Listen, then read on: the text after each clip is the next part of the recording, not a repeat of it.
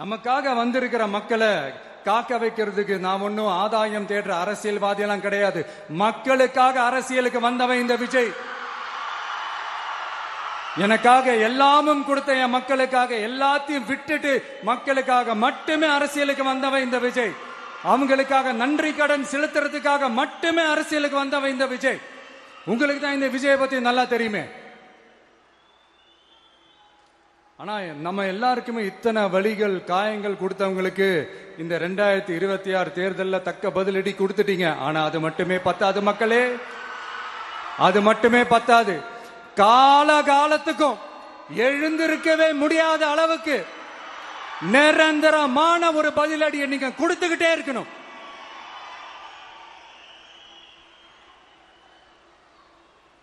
இப்படி எல்லாம் பண்ணா நான் மக்களை விட்டு ஓடிடுவேன் நினைப்பா? யார் என்ன ஓடினாலும் நான் மக்களை விட்டு எல்லாம் ஓட மாட்டேன். அன்னைக்கும் சொன்னேன், இன்னைக்கும் சொல்றேன், நாளைக்கும் சொல்றேன், தில்லா சொல்லுவேன், கெத்தா சொல்லுவேன். பணமா ஜனமா அப்படின்னு கேட்டா என் ஜனம் தான் எனக்கு முக்கியம்.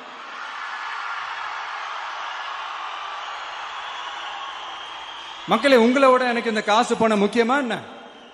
இவ்வளவு குறைகள் நம்ம மேல சொல்றாங்களே, இப்ப நான் சொன்ன மாதிரி அவங்களால ஓப்பனா சொல்ல முடியுமா? அந்த தில்லு இருக்கா, திராணி இருக்கா? ஒரு கிடையாது.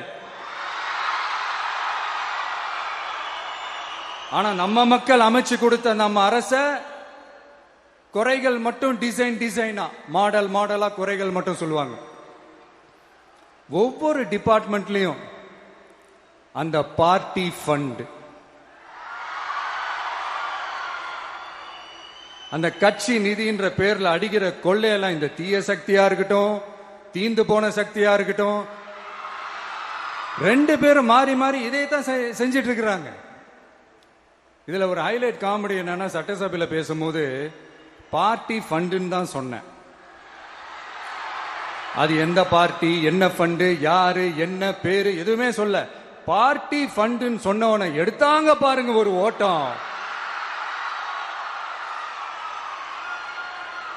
எனக்கே ஃபர்ஸ்ட் புரியல, ஏன்பா ஓடுறாங்க? அப்படி என்ன நம்ம சொல்லிவிட்டோம்? அதான் அந்த குற்றம் உள்ள நெஞ்சுக்கு தான் குறுகுறேங்கும். இது எப்படி இருக்கு தெரியுமா? எங்க அப்பா பீரோக்குள்ள இல்ல, எங்க அப்பா பீரோக்குள்ள இல்ல அப்படின்னு சொல்ற மாதிரி. ஐயோ, ஏன் கேக்குறீங்க? இவங்களோட செம்ம கூத்தா இருக்குங்க, செம்ம ஃபன்னா இருக்கு. சென்னையில ஒரு பாலம் கட்டுறதுக்காக நார்மலா ஆகிற செலவை விட அதிக செலவில், கிட்டத்தட்ட டபுள் மடங்கு செலவில் ஒரு டெண்டர் ஒன்று விட்டுருக்குறாங்க. அதையெல்லாம் தோண்டி எடுத்து அதெல்லாம் இப்போ கண்டுபிடிச்சு கேன்சல் பண்ணியிருக்கிறோம். இன்னும் எத்தனை கோடி ஊழல், எத்தனை லட்சம் கூடல் தோண்ட தோண்ட வருமோ எங்களுக்கே தெரியல. ஒவ்வொரு முகமுடியா கிழியுது. ஐயோ, இந்த விஜய் ஒவ்வொரு கதையா எடுத்து வெளியில விட்டுருவான் போலேன்ட்டு திரும்புற பக்கம்லாம் கதறல் கதறல் கதறல். காதல் இருந்து ரத்தம் வராத குறை. ஆமா, இப்படி ஊழல் ஊறி போனவங்க இப்படிதான் இருப்பாங்க. இந்த 50-55 நாட்கள்ல அங்க செஞ்ச சில விஷயங்கள் சட்டசபையிலே எடுத்து சொன்னேன். பட் இங்க ஒரு சில விஷயங்கள் சொல்லணும்னு நினைக்கிறேன். இந்த மின்சாரத்துறையில இதுக்கு முன்னாடி போட முடியாம இருந்த அந்த பதவி உயர்வை இப்பதான் எங்களால போட முடிஞ்சது. அதுக்காக ஒரு அக்கா அழுதுகிட்டே ஒரு நன்றி சொன்னாங்களே, அதெல்லாம் உங்க கண்ணில் படாது அந்த வீடியோலாம் குறை சொல்றவங்களுக்கு. அடுத்து லஞ்சம்லாம் ஒழிக்க முடியாது, ஊழல்லாம் ஒழிக்க முடியாது, அதெல்லாம் பிளட்டிலேயே ஊறி போய் இருக்கு அப்படின்னு சொன்னவங்க போய் ஒவ்வொரு கவர்மெண்ட் ஆபீஸா பாருங்க. ஒரு பைசா லஞ்சம் இல்ல, ஒரு பைசா ஊழல் இல்ல. வேலையெல்லாம் சும்மா டக்கு டக்கு டக்கு நடக்குது. ஒரு பெரியவர் ஒருத்தர் சொல்றாரு, தம்பி வேலையெல்லாம் நடக்குது, ஆனா அதையும் தாண்டி எங்களுக்கு மரியாதை கொடுக்கறாங்க தம்பி, உட்கார வச்சுலாம் பேசுறாங்க. இதெல்லாம் இதுக்கு முன்னாடி நடந்ததே இல்ல. அவனை போய் பாரு, இவனை போய் பாரு, இந்த ஆபீசரை போய் பாருன்னு சொல்லி அலைய விடுவாங்க. இப்ப லஞ்சம் இல்ல, ஊழல் இல்ல, வேலையெல்லாம் உடனே நடக்குது. மக்கள் அப்படி ஒரு பெருமூச்சு ஒண்ணு விடுறாங்க. அதை பார்த்து நமக்கு அப்படி ஒரு ஹாப்பினஸ். இதுக்கு மேல என்ன வேணும்? ஏன் இதெல்லாம் பண்ண முடியாது? மனசுன்னு ஒண்ணு இருந்தா பண்ணலாம். இப்ப பண்ணல. அதே மாதிரி இந்த L&T நிறுவனத்தோட 18,600 crore 3 திட்டங்கள் அந்த ஒப்பந்தம், அந்த கையெழுத்து போட்டிருக்கிறோம்.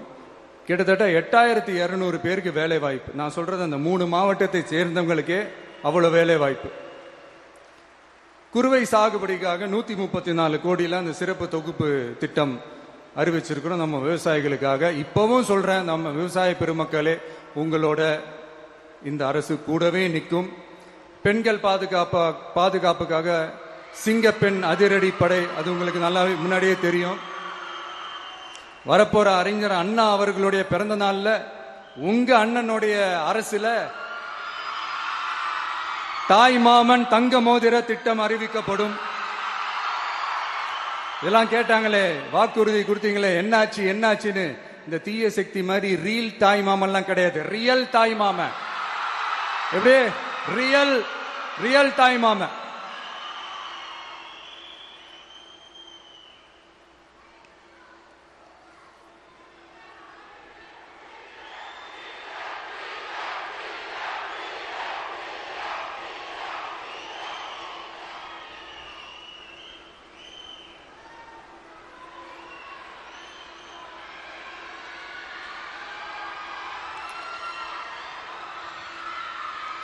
இந்த தீய சக்தியை பத்தி, அவங்க நிர்வாகத்தை பத்தி ஒரு வெள்ளை அறிக்கை ஒன்று வெளியிட்டோம்ல, அது ஷார்ட் அண்ட் ஸ்வீட்டா சொல்லணும்னா, ஒரு ஓட்ட பாத்திரத்துக்குள்ள தண்ணி ஊத்திக்கிட்டே இருந்திருக்கிறாங்க.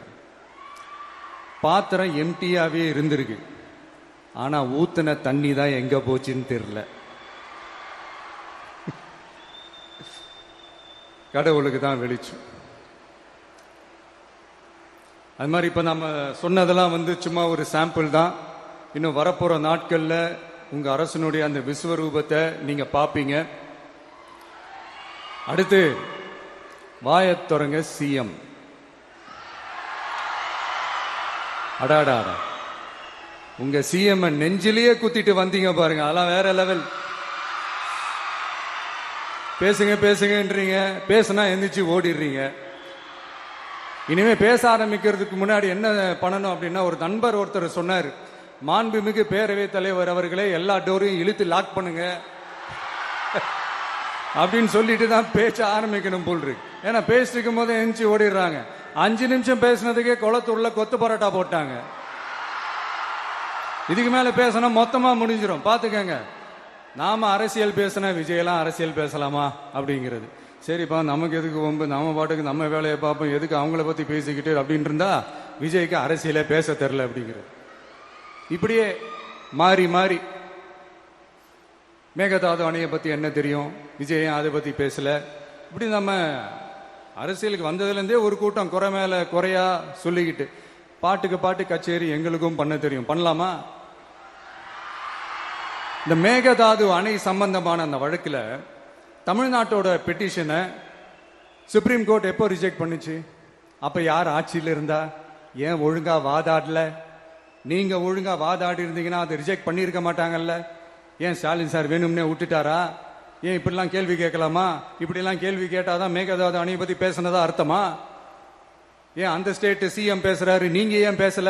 அப்படின்னா நம்ம ஸ்டேட்டோட உரிமையை எங்க நிலைநிறுத்தணுமோ அதுக்காக வேலை பார்க்கறது மட்டும்தான் முக்கியம்.